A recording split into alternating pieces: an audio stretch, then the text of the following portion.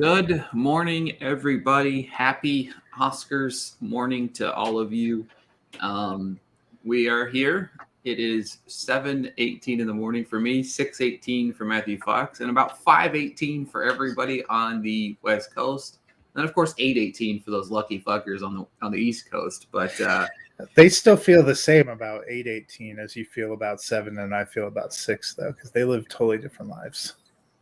It's a wild ride right now. I'm very tired, obviously, because I'm in the midst of covering the Sundance Film Festival.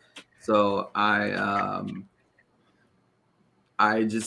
tired. I'm tired, and I'm 17 movies in, but we've seen some good ones. We've seen some okay ones. We've seen some mediocre ones. I don't even know anymore. Movies are movies or movies are movies. I love it. I'll talk more about them. I mean, all you have been doing is follow me on Twitter, and you'd see my reactions to these movies. But Mr. Fox, how are you this morning, sir? I'm doing all right. I get to go from this to, I believe I have like 8 meetings on my work calendar this morning. So Yeah, I'm sure it'll be a good time. I'm sure it'll be a great time. You know what I mean? I'm excited. I mean, what It'll be more a could we ask for? better time than I had watching the football games on Sunday.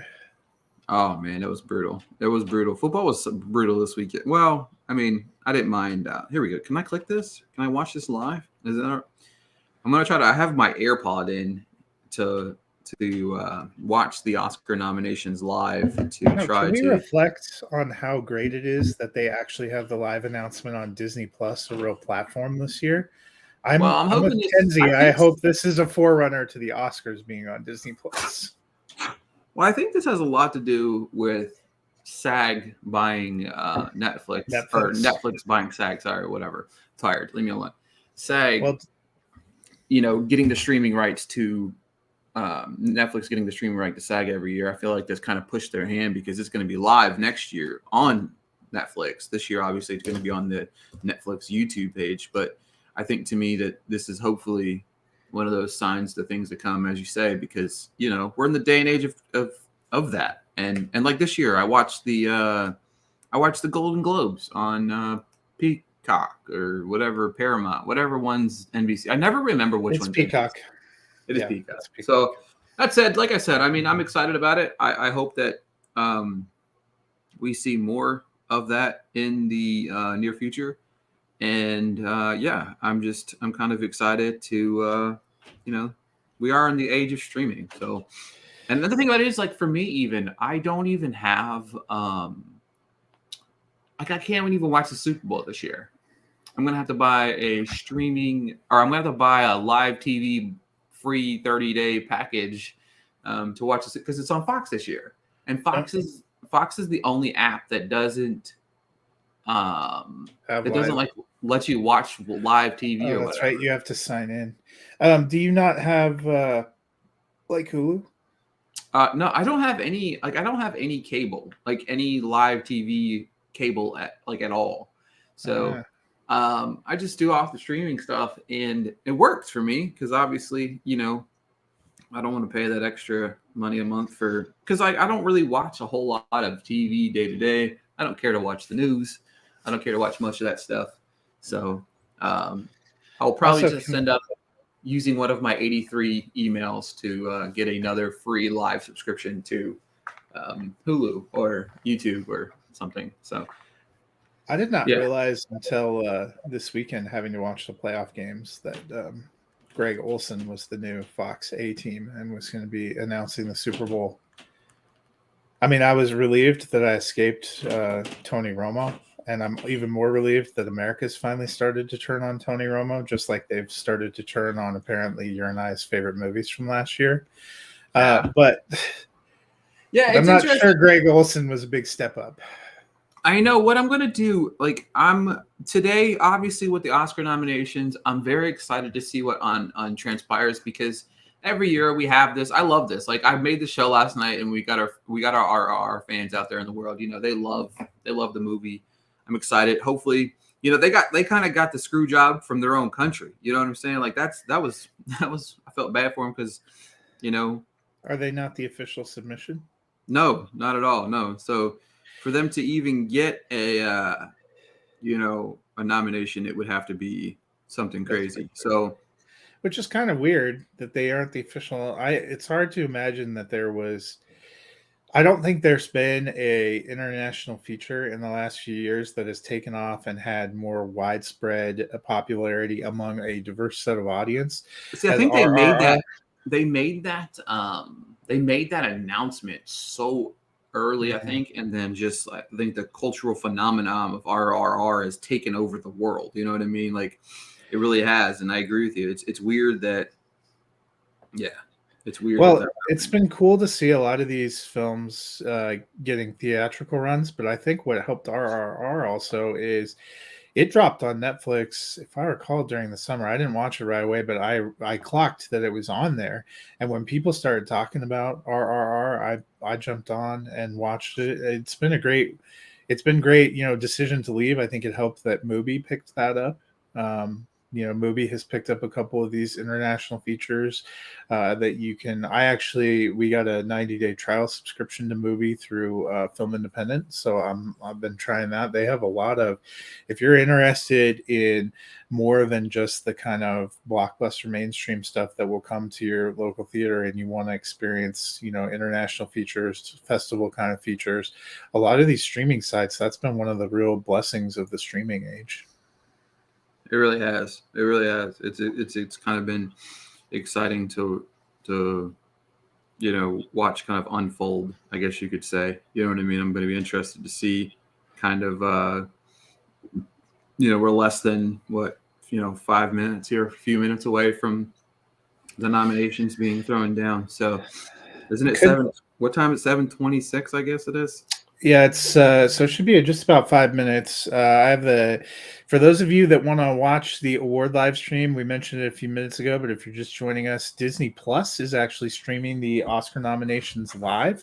You can go boot it. The event is about to begin, a little more stable than I think some of the platforms that we've had in the past. I remember last year, some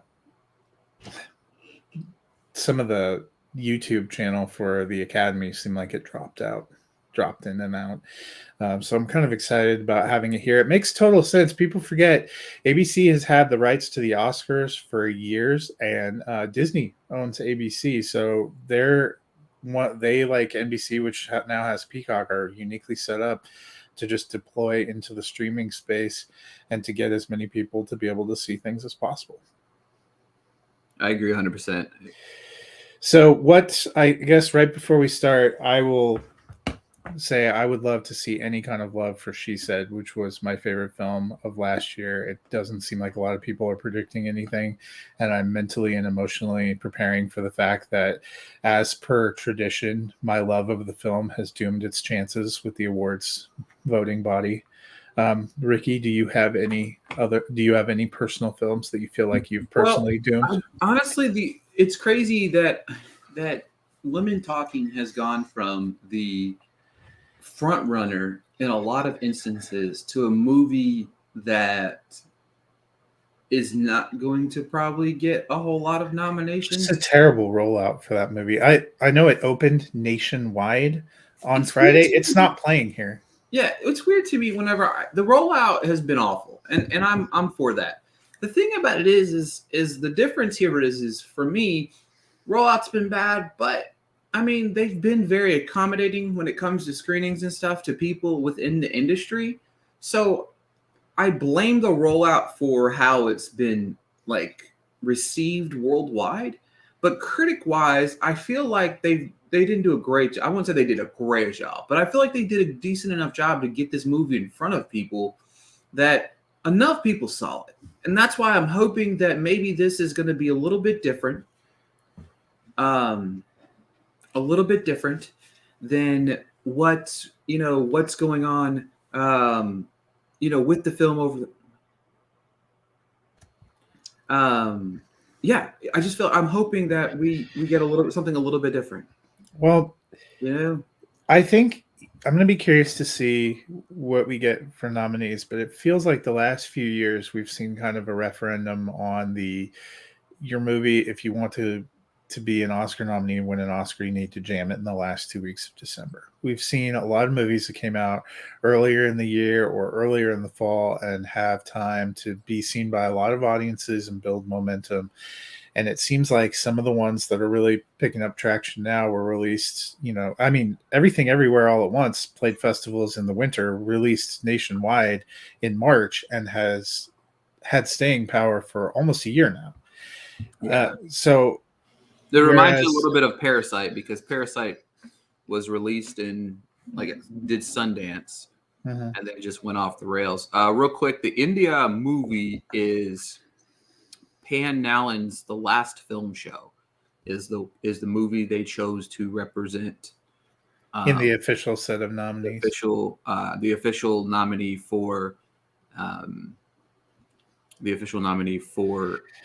India was that movie. So I wonder if they're going to change some of these Academy rules so you don't have to be limited to only one submission. I think they do that just to try to. I think they're just doing that just to dwindle down how many movies people will have to watch, quote unquote. I know, but I feel like we're hitting this. I believe the official South Korean nomination is Decision to Leave, but Broker, which was a movie that was popular with a lot of people, which I thought was interesting when I watched, also came out of that. So I don't think they could have put both of them up, and that's where, similar to an RRR situation, it's kind of, if you have a good year for movies and you have 2 or 3 that deserve to be considered, and they can't simply because of kind of a arbitrary is not the right word. For sure. I mean, a rule construct is kind of rough. What the thing about it is I would love to see. I don't know if it's going to happen, but I would love to see an RRR sneak into the Best Picture lineup without the representation of. Oh, here we go. Oop, that was loud in my ear. I didn't expect that to be loud in my ear, but. Good. They have all of the Good Morning America hosts. Well, this is the surprisingly sad part of. They must be doing it live from Good Morning America. Interesting. I don't have the sound on, but I can see that they're very pleased with their banter. What I always dreamed of was Michael Strahan giving me the Academy Award nominees. I am not ready for this, y'all. Here we go, guys.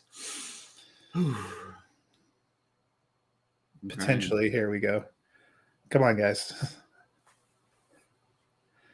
This is the ultimate power move, especially in California. Wake up at 5:30. We'll really start at like 5:35. And we're going to slow roll you with like the makeup Oscars. We're going to do a speech by the Oscar board chair. Like, we know you're awake and trying to hold on. Yeah.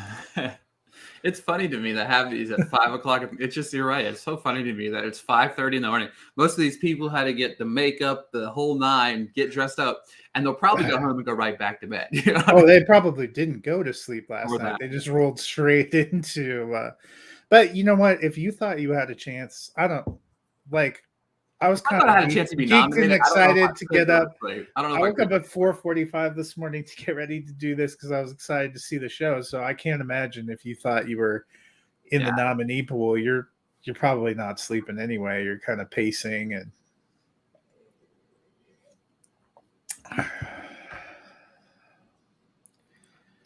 This is the really action-packed part of the show, though, where they're just up there telling you that. Did you know it was a good year for movies? Huh? Did you know it was a good year for movies? When they tell you, according to Twitter, apparently it wasn't. So I don't know. You know what I mean? One thing I do love about this, I do love the live atmosphere. I do love that we've got, people. We got Megan's mom. Wow, that is a dress. We got Megan's mom in there. So that is some ruffles. All right. Riz, my boy from Sound of Metal, which was incredible. Yeah.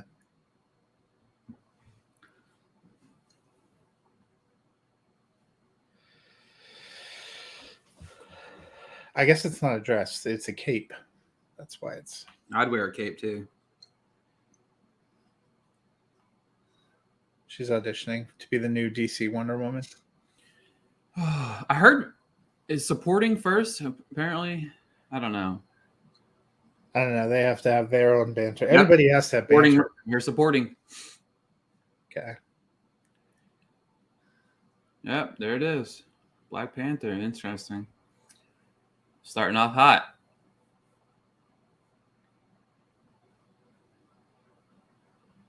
Wow. But it shouldn't be unexpected. I didn't love The Whale, but Hong Chow was very emotional in it. So seeing Carrie Condon makes me think Banshees of Inisherin is going to be Big Hero too. Nope, to Everything Everywhere All at Once is in supporting. Well, we knew Everything Everywhere All at Once was still going to be big here. I think it's big for them that they got both. Was interesting though. I feel like it's been a little while since I saw that movie. I'm excited to watch it again. Babylon. So next step is costume design, and first one is Babylon. Yep. Elvis, Black Panther, Elvis. I think Everything Everywhere All at Once. Mrs. Harris Goes to Paris. So that's one I have on my list. I know it got some nominations at Golden Globes. You don't always see complete crossover, but that one, if you're looking to pick that up, it is streaming right now on Peacock. Next up is sound. All Quiet on the Western Front, Avatar. Which a lot of war movies, it makes total sense that you're doing sound. Yeah. They have the combined sound category again this year, right? So yeah. Avatar had some interesting. Oh, the Batman. I'm sure Gabe's pumped wherever he's at. Top Gun Maverick, Elvis. I don't think any of these are super surprising. All of them use sound, Original score. Well, I mean, I haven't met a single front. person that didn't like Justin Hurwitz's score. I'd be yes if he didn't make it in. All Quiet on the Western Front goes in. Babylon, Justin Hurwitz. I still think he's probably the front runner. Everything Everywhere All at Once. Holy shit. That movie they had some 95. They had some good music though. I liked Everything Everywhere All at Once. I liked its production. I liked its acting. And then of course your favorite, The Fabelmans, Johnny Williams. It wouldn't be the Oscars without a Johnny Williams sighting. Everything Everywhere at Once is about to get 2,000 nominations. Adapted screenplay. Yep. So this might be the best shot for women talking because I've seen most people still have it. All Quiet, not a surprise. I would bet. I think we are tracking toward All Quiet getting a Best Picture nomination based on what we're seeing right now. Glass Onion. My Ryan Johnson love. Living. Top Gun Maverick, son of a bitch, got in screenplay. I mean, they did a nice job. I feel like Aaron Kruger has written some Razzie Awards. Women Talking, fuck yes. Yeah, so at least Women Talking gets in somewhere, and Sarah Polley, I would love to see her recognize some. But Living, I'm kind of excited about that. You and I loved that movie. That's another quiet late year release that I don't think has gotten the buzz it deserved. Banshees of Inisherin in original screenplay, not a huge surprise there. Everything Everywhere All at Once. Yeah. The Fabelmans. Hey. Tar. Incredible film. I feel like the love for Tar has really got into screenplay. What'd you say? The love for Tar has kind of cooled. Triangle of Sadness, there were some incredibly creative. I didn't love the whole movie, but that captain's dinner scene, that's why I've been shilling for Woody Harrelson so hard all year. I can't believe Dolly lying this. That one kind of surprised me a little bit. She's sort of faded. The live action short, we have An Irish Goodbye. I don't think I've seen that one. Eva Lou. I have not seen that one. I'm just hoping there's one. Le Pouple. I've seen that one. Yes, Woo! Me too. Thank you, Disney Plus. Night Ride. I feel like I've seen that. The Red Suitcase. Animated. Here we go. Animated short. So I hope New Moon. I actually saw it. I enjoyed it quite a bit. Our boy Coleman Domingo. The Boy, the Mole, the Fox, and the Horse. That sounds interesting. All right, we still have a chance. In alphabetical order. Okay. My Year of Dicks. What an interesting choice of a name. Everybody's laughing. No. Son of a bitch. That hurts. An ostrich told me the world is fake, and I think I believe it. What are these titles, man? I kind of want to see my year of dicks. Oh, actor supporting. Yeah. Well, usually they do the two supports in the first wave of award nominees. There's not a surprise. Yeah, Brian Tyree Henry, fuck yes. Which is great because I feel like Apple threw a lot of their support. The Fablemans. Oh my god, fuck that. Well, it's Fableman's getting Best Picture, friend. Barry Keoghan. Nominee. Barry Keoghan. So this kind of, I think you're starting to see the trends here that, you know, of what's rising to the top and going to be Best Picture contenders. I think based on the first wave of nominees, because we're going to take the break now, I would be shocked if All Quiet doesn't have a Best Picture nomination. Banshees of Inisherin, The Fablemans, Everything Everywhere All at Once. I think with all the stuff that they have going on. Oh, good. Now we can hear Michael Strahan's thoughts. So, Best Supporting Actor fields. I have to think about. I feel like there's some people missing. Supporting actor field was where I thought the best chance for Women Talking or She Said to break in. I'm kind of disappointed for Claire Foy, for Ben Whishaw. It just seems like, you're right. Women Talking has kind of slid to the point where I would now be pleasantly surprised if it's in the Best Picture field when they announce it. With the nomination of adapted screenplay, I'm really starting to think that Tom Cruise is going to be the fifth person in Best Actor. I think so too. I think he's probably. You know what? There were some surprises in the supporting fields based on what a lot of people felt like consensus choices were. I'm going to be curious. Supporting actress, I think it's shaping it pretty nicely for Angela Bassett, because what usually happens when you have a couple of people from the same film is that they end up splitting votes. They're going to be people that are really big fans of Jamie Lee Curtis and fans that are big fans of Stephanie Sue, and I think that ultimately hurts both their chances. Yeah.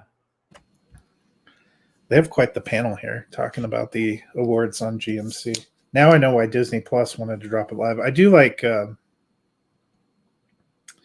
can't remember his last name, but Chris, who worked for MTV and then worked for ESPN and now does entertainment stuff for.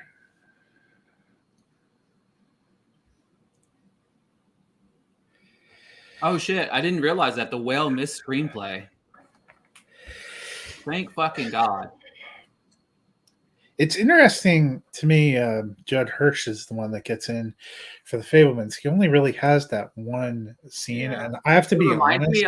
It reminds me of Belfast. Yeah, where remember where it should have been Jamie Dornan, and instead ended up being Sharon Hines. Exactly. That's what happened to Katrina Balfe and Judi Dench too.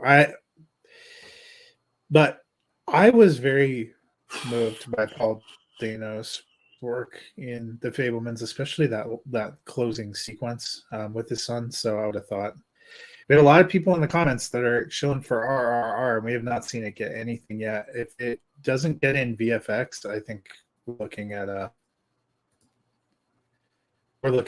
pretty tough. I mean, RR is only they're gonna get song. They will get song. Yeah. Well, it should get VFX. Okay, back to what is our next category, Vanna?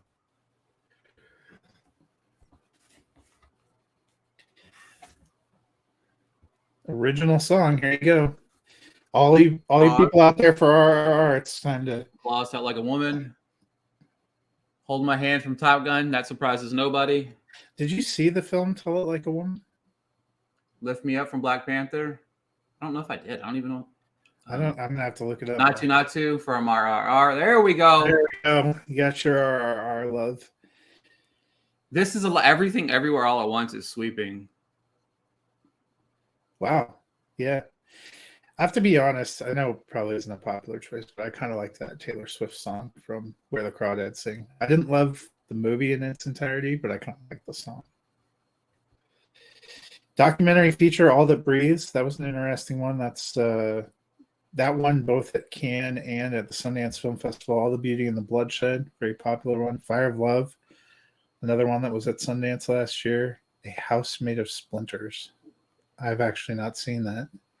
And Navalny. Wow. An interesting field. The House Made of Splinters. I do not think I've seen that one. I don't. Documentary short film, The Elephant Whisperers. There's some weird ass names. I believe I saw that actually. The Elephant Whisperers. Haul Out.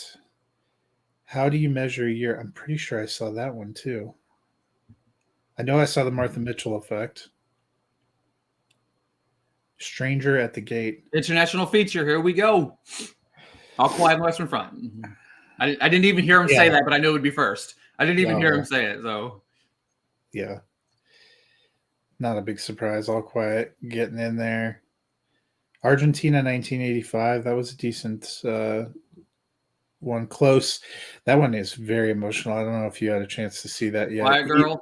EO breaks my heart. I'm just The Quiet Girl. I knew it wouldn't happen. I've actually seen all 5 of those. What a year for me. Pinocchio. Wow, that surprises nobody ever.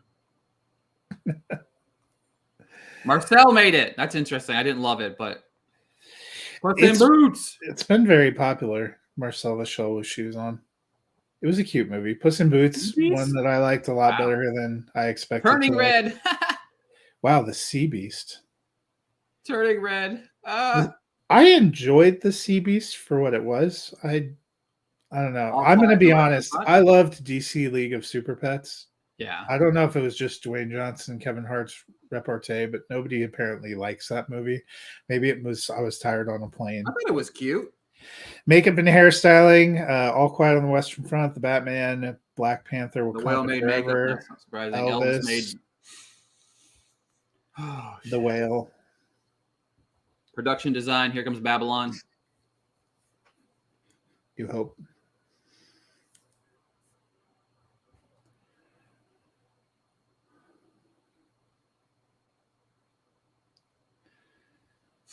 All Quiet on the Western Front. Just, All Quiet may rival Everything Everywhere All at Once because they're getting in some of these categories too. Avatar gets in, Babylon gets in, Elvis. You think Elvis gets a Best Picture nomination? And The Fabelmans, interesting. Are you leaning toward Elvis getting a Best Picture nomination? Banshee's 100%. I mean, Elvis is 100% getting the Best Picture nomination. Yeah. Film editing, yep. Banshees, Elvis. There you go. Because usually all 5 in the editing category end up in the Best Picture. Everything Everywhere All at Once. Top Gun Maverick. Tar. Top Gun Maverick. Now that they've moved to 10, I feel like they Bardo. Fucking Bardo did it in cinematography.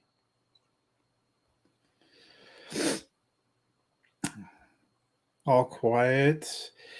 Elvis. Bardo. Empire of Light. Empire of Light was beautifully shot. For whatever you may have felt about the story, it was beautifully shot. And Tar gets the last cinematography nominee. Visual effects. This could be another one for RRR. Visual effects. You know what? Netflix has to be pretty pumped. They put through their flag behind All Quiet on the Western Front. Avatar. Batman visual effects. Black Panther. Batman. Top Gun Maverick visual effects. Yeah. So no visual effects for RRR. I think that's a little bit. Here we go. I definitely would have had it over the Batman. Austin Butler, baby. That just makes me. It's crazy to me that it's like it was a shoo-in that it wasn't not gonna happen, but just Butler getting nominated just makes my heart so happy. Colin Farrell. Paul Mescal for After Sun. Somewhere Jacob's Crying. Wow. And Bill Nye. Interesting. Wow. So no Tom Cruise. You thought he might sneak in there. Best Kate Blanchett. for Tar. It's not surprising. It feels like she was the front runner for a long time, and now Ana de Armas blonde. She did it.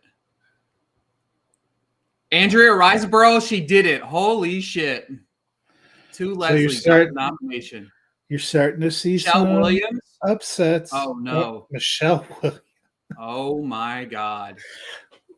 I'm telling you, man.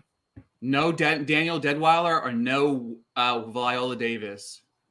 The Viola Davis one is heartbreaking to me too, and Daniel Deadweiler. They were both so incredible. So the Oscars didn't follow the SAGs very closely, right? Banshees of Inisherin for directing. Martin Everything Everywhere Once for directing. Yeah, not a surprise for the Daniels. And the Fablemans. Sorry. Tar. All Quiet didn't get director. Triangle of Sadness. What? Interesting. Triangle of Sadness. Interesting. That was a movie I thought had some incredible highs, but I think all the people that were pulling for RRR and Best Picture are about to be a little bit bummed out because I don't see that happening anymore. All Quiet on the Western Front, no surprise. Avatar, Way of the Water. No Babylon. Banshees of Inisherin. Babylon didn't do as well as you thought it might.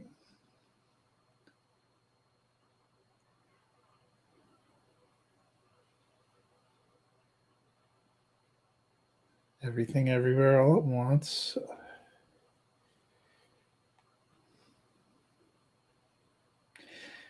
The Fablemans. Tar. Well, if they're in alphabetical order, what Top are we? Gun Maverick. There it is. There's Top Guns. There's Tom Cruise's nomination right there. Yeah. I forgot Christopher McQuarrie was a producer there too. Triangle of Sadness. Wow. Women talking. Hey.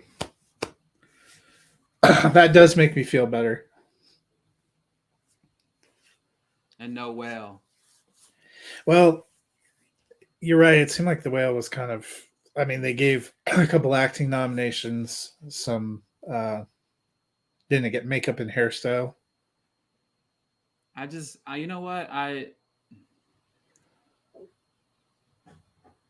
just don't even really, I'm still trying to process some of these, but well, Triangle of Sadness getting in is a big win for Neon, because that had to have been one of their they also were the production company behind All the Beauty and the Bloodshed, which made it in the documentary category. They also had The Quiet Girl, which made it into the foreign or the international feature category. So we're seeing some of these smaller studios. A24 had a big year, Everything Everywhere All at Once, but they also have Marcel the Shell with Shoes On, which is pretty big.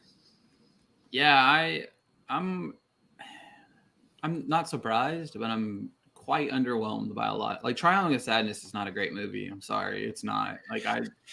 It has a couple of sequences that I really enjoyed. Like I said, that captain's dinner and Woody Harrelson's performance through all of that is probably one of the most wildly creative things I've ever seen.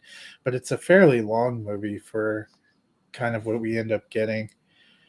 It feels like there's a lot of surprises. I have to look up the field now. Wasn't the Best Actress field quite different? Well, whatever they did for Andrea Riseborough over the last couple of months, it blew me away. I mean, the biggest omission here obviously is Daniel Deadweiler and Viola Davis. I don't understand how you have 5 people and 2 people, really kind of in that forefront of that category for as long as they were, and then you have 2 people. I love Andrea Riseborough. I'm not even mad about the nomination. I'm incredibly happy. For that team. But I'm sorry, Ana de Armas is a complete swing and a miss for me. There's way. She was in the SAG field, though. No, it's not surprising, but it's also it's disappointing is what it is. And then of course, after you have women win back to back at the in directing, you don't have a woman this year, which is extremely, just frustrating as well. Especially in a year where, films were, just, I don't know. That part is a little bit surprising and disappointing. So Michelle Williams and Andrea Riseborough getting in instead of Viola Davis and Daniel Deadwyler. That was the two that are different from SAGs to Academy Awards. Andrea Riseborough does a good job. I actually saw that To Leslie movie as well. That's one of the nominees for the Independent Spirit Awards for performance as well. It's gonna be an interesting year. Yeah, I'm just, I don't know. I'm not surprised with some of these categories. Babylon underperforming doesn't really surprise me. Kind of hurts my heart a little bit. Paul Mescal in for Best Actor. That one makes a lot of my peoples happy. So that's awesome. Not to, as my friend here just said. Yeah, that's exciting for them. I mean, if I'm looking at the big picture, The Whale missing the big picture makes me very happy. I felt like that movie wasn't that great. I also feel like Austin Butler might be in the driver's seat potentially now with Elvis for his performance. All Quiet on the Western Front, very, very strong I had it in quite a lot of places. I actually had it in director too, which it obviously didn't land that one because I'm surprised by it, but I don't know. There's quite a few that kind of shocked me. You know what I'm saying? Like I don't. Yeah, Avatar is pretty awesome. I love that. I love that it got in there. Top Gun has been leading the way with cinematography over the last month in award and missed cinematography. You know what I think we missed at the time that I had to go back because I wanted to make sure I didn't forget? No Decision to Leave in international feature. Oh, I didn't even realize. It was completely shut out. We have All Quiet on the Western Front, Argentina 1985, Close, EO, and The Quiet Girl. No Decision to Leave, which had been wildly popular with a wide array of people. People were hoping to see a Best Director nomination. People thought it could get into cinematography. It doesn't even make the final five for international feature, which I think honestly makes All Quiet on the Western Front a runaway favorite in that category because of all the nominations it's gotten everywhere. Might make it one of the most successful nominees that Netflix has ever been behind, which is ironic because you and I are both part of critics groups and you get all the films that Netflix is really trying to pump and promote. I don't remember getting a ton of stuff for All Quiet on the Western Front.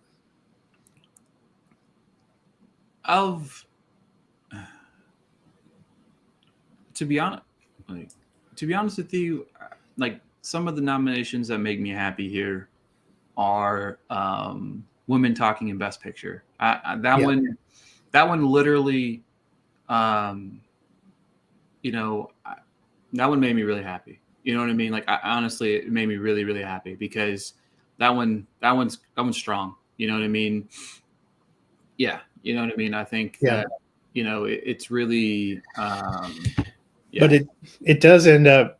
I made a joke about it earlier, but my favorite film of 2022 was She Said. Your favorite film of 2022 was Bones and All, and neither of them got a single nomination. Yeah, I mean, I'm not surprised. I'm sorry, I'm just sending some love to my guys, Coleman and Mingo. I really enjoyed New Moon. His animated short. I'm bummed it didn't make the field. I thought it had a little bit of a chance. Have to see. Quite the no category has more intriguing titles than Best Animated Short. You have The Boy, the Mole, The Fox, and the Horse. The Flying Sailor, Ice Merchants, pretty tame by comparison. My Year of Dicks, which if there's one film I'm going to make sure that I see before the Academy Awards, it's that one, just because I've got to know. And then an ostrich told me the world is fake, and I think I believe it. Yeah, there's a few. Yeah, yeah. Yeah. It's quite an interesting day. There's a few things I'm happy about. Obviously, like I said, Women Talking, very happy about. Just extremely disappointed in the actress lineup. I'm really honestly baffled by that just not even real, like, it's so crazy because I'm trying to process a lot of these, right? You're trying to process. Well, it was we've talked about it a few times. It was such a rich year for stories about women and made by women. And I don't think that's completely reflected here. The Woman King was one heck of a ride. Some beautiful performances, not just Viola Davis, but Lashana Lynch, who we recognized at North American Film Critics, Gina Prince Bythewood, who directed that movie. She said, Marie Schrader directed that. Some just heartbreaking performances. Jennifer Ale in the supporting category. I'm bummed she didn't get considered. And Women Talking, I'm grateful Sarah Polley got into the adapted screenplay, and then it got Best Picture. But I think you're right. It's kind of sad to see some of these stories just not resonate with the voters, I guess. Yeah, I don't know. Like, I'm just, and that's, let's see here. I'm trying to process some of these. I mean, Everything Everywhere All at Once. I'm pretty sure Everything Everywhere All at Once either has to be the lead, right? I'm trying to figure. It might actually be All Quiet on the Western Front. Yeah, Everything Everywhere All at Once had 11. The thing about the problem with All Quiet is it has no acting nominations or director, so that's where it falls short. It got everything below the line. 3, 4, 5, 6. Tar got 5 nominations, which makes me really happy. 7. I don't know. Yeah, you're right. All Quiet got 8. But I would say those two have to feel like they're kind of the Fabelmans would probably be the third. I know it's not your favorite movie, but based on where it took nominations everywhere, and Michelle Williams getting into the Best Actress field, I think Banshees of Inisherin got in tons of places. I like Banshees. I just don't love it. I like it. I don't love it. I don't know. I feel like we've gone back this year. The last couple of years, what had been kind of exciting and interesting about the Academy Award nominee field is you had seen the recognition of the diversity of films that were coming out, and you saw a ton of films nominated over different categories, kind of, I guess, spreading the love, for lack of a better word. And this year, it feels like we've consolidated around a handful of films that are pretty well dominating in a lot of these categories. Mostly the ones that are in the best picture arena. All Quiet on the Western Front, Avatar, The Banshees of Inisherin, Elvis, Everything Everywhere All at Once, The Fabelmans, Tar, and Top Gun Maverick are all in multiple categories. I think the biggest surprise for me is Triangle of Sadness. It was a movie I enjoyed, and I thought had some wildly creative sequences, but we really saw there at the end with it, it picked up in screenplay, and you thought, okay, that's interesting. But then it ends up in the final 5 for director and ends up in the Best Picture field. Obviously has some real passionate supporters. Yeah, I'm trying to see if so. I think you said All Quiet's at 8. I believe 8. Yeah, that's what I counted. It's always fun because they roll through them so fast, and you're trying to remember everything in your mind. And then I just pulled up a complete list. Does somebody have that? Yeah, here I'll send it to you. It's on ABC because I think they had it in advance. Well, yeah, for sure. They literally just dropped it here. I'm sending it to you on Twitter so you can look at it. It's the Good Morning America, because obviously they must have known. in advance. I'll tell you what, I don't know. I'm probably going to have to go back and find it, but I think I screamed very, very loud whenever Brian Tyree Henry got nominated. I'm very pumped about that. Not enough people saw like Causeway. Oscar nominee. Well, and that's the thing. For as many surprises, they were pleasant surprises. Andrea Riseborough in a little movie.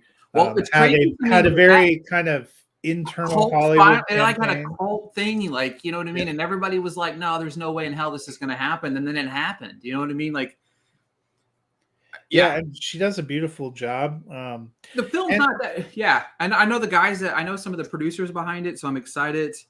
I'm excited for them. You know what I mean? Like, you know, I struggle with I think Ana de Armas did a good job for what she was asked to do. That was just such a horrendous watch. I think that's the thing about it is, my struggle. It's just, man, I struggle so hard with that one because I don't know. Yeah, I mean, I appreciate. I don't want anybody. The thing about it is at the end of the day, most of you have seen Blonde. If you're watching this, you might have seen Blonde. You might not have seen Blonde. But don't criticize Andrea Riseborough for her nomination until you watch the film, because she's really incredible in the film, right? But the problem here is again, it's I don't know, man. I don't know. I'm just, oh man, Viola Davis missing. Well, Women King got entirely shut out. There's a lot of movies that dust. Yeah, there are a lot of movies that we enjoyed that I think were relatively popular that we've seen pop up in nominations in other places that were completely shut out of. I'm glad Stephanie Husa got nominated for Everything Everywhere at Once, because she deserved it. I'm incredibly happy for her, because in my opinion, I still think she's probably my favorite part of the entire movie anyway. So I'm glad she didn't get paid dust there, because everybody has been awarding Jamie Lee Curtis this entire, season. And I'm like, I love Jamie Lee Curtis like just as much as the next person, but Stephanie was incredible in that. I'm just going to run these down real quick as I have them in order. Costume design, no real big surprise there. Glad Babylon got in there. Best sound, Batman getting in there was very nice. Gabe somewhere is so happy the Batman got a couple of Academy Award nominations. Best original score, I still think Justin Hurwitz wins that. Original screenplay, I don't get the Triangle of Sadness. I don't. I'm sorry. I'm sorry. I don't get it. Well, that's what I'm saying. It must have had some passionate supporters, because you thought screenplay. It got a nice nod in screenplay. Well, every year you have a foreign film director get into the lineup, and I just thought it's not an entire. So I don't think it actually qualified in the international feature, because a lot of that film is in English. Well, no, it didn't. It didn't. But I think people would consider that. And I just thought it would be all quiet. Best supporting actor, obviously, Judd Hirsch. I feel like he's just this year's. I'm trying to think of his name. I can't think of his name from. What's that from Belfast? I can't remember. Oh, Kieran Hines. Yeah, Kieran Hines. I feel like that's what that is this year. Both Banshees of Inisherin getting in is awesome. I'm very happy for Barry Keoghan here. Brian Tyree Henry, that made my day. Kwan's going to run away with that by 100%, so that doesn't really matter. Adapted screenplay. He was so good. I mean, huh? Well, sometimes you're like, oh, they're just going to run away with it, and you don't know how to feel. Well, with the way it overperformed, I just feel like it's going to be a very Everything Everywhere All at Once night. I really do. I really feel like that's going to win everything. Just because it's been a favorite for almost a year, I think we forget. Like, there's no film on this list I'm more excited to rewatch more recently than Everything Everywhere All at Once, because I remember the joy of seeing it in the theater. And like I said, it's been 11 months now, I think, or 10 months. It was wildly creative and deeply emotional. I tried rewatching it and I turned it off. Did you not? I thought you liked it, though. I did like it. I also try to watch it with my wife. It's not just her cup of tea. But that said, I am yeah. Oh, wow. Yeah, there we go, Variety. You had to throw that out there. Taylor Swift snubbed. Was she, though? They were just listening to our broadcast because that was I liked that Carolina song. It's very haunting. That was the best part of the FYC campaign for that movie. I listened to that song a whole bunch on the CD. I also have to be honest, White Noise I thought was uneven, but I loved the original song from that and the dance sequence and stuff they had. I'm kind of sad for it too. Yeah. I know some of the producers of To Leslie. It's crazy enough. The producers of To Leslie, if you don't know, they are actually the guys that create a couple of the producers, not all the producers, obviously, but some of the producers from that film are the two guys that created Acapulco, which Eduardo and where the heck is his name? But yeah, and Jason, Eduardo and Jason, the two guys that created Acapulco, are two of the producers on that film. Very, very happy for those guys, just because they deserve it. You know what I mean? It's one of the most wild things I've ever seen happen. I don't. Yeah. So, Tell It Like a Woman is an animated film directed in 7 segments, directed by female directors from different parts of the world, shot in Italy, India, Japan, and the US. Each segment tells an inspirational, empowering story about women by women for everyone. I don't see it as being that Tell It Like a Woman, that the original song nomination. Yeah. I don't think it's actually released. I think that's why you and I didn't. Well, you know what? You know who wrote that or did that, right? Diane Warren. Yeah, so that's the only reason why I got nominated. She can put a song out in the one of the worst movie of all time and still get nominated. So. I know, but now I'm kind of curious. Are you just taking shots at the 3 Good Days or 4 Good Days? Wasn't that the movie last year? Something Good Days with Mila Kunis that she got a song out of. Yeah. I was just curious what it is, because very rarely do you see a movie come across like a major award thing at this point in time, where you and I have seen like 7,500 screeners and not recognize the title at all.